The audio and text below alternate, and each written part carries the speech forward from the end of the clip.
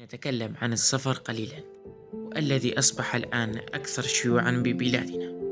نرى بأن الكثير من الشبان والفتيات والآباء ومنهم العائلات الذين يتعرضون لآلاف المصاعب والعقبات في طريقهم للوصول إلى خارج البلاد، ليبحثوا عن حياة أجمل وأفضل وتؤمن مستقبل لهم ولأبنائهم.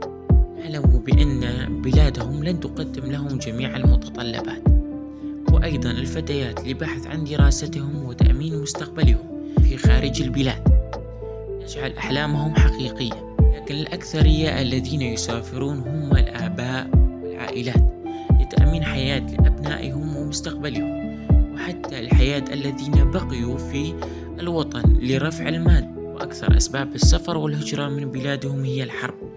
من البلاد التي كانت فيها الحروب كثيرة يسافرون شعبها لبلاد ليس مثل عاداتهم، ويتأقلمون ويبدأون بحياة جديدة من جميع الجهات. يسافرون الأشخاص وهم متعلقين ببلادهم ويبتعدون عن أهلهم وأولادهم وأحبائهم لكي يؤمنوا لهم حياة أفضل وأأمن لأبنائهم وعائلاتهم.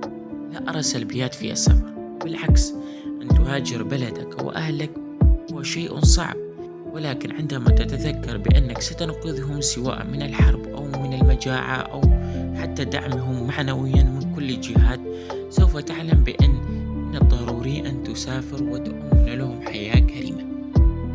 السفر يخبرك أيضا التوكل على النفس والمسؤولية وتحمل مسؤوليتك لوحدك، وبأنك غريب كليا عن الحياة التي كنت تعيش بها وغير الأشخاص وعاداتك، يجعل منك شخصا آخر قويا وصاحب مسؤولية أكبر. نعلم بأننا نحتاج أكثر الأسباب وأقصى من العقل لنبرر سبب السفر، لكن هي الحياة لا تقدم للمرء كل شيء يتمناه بسهولة.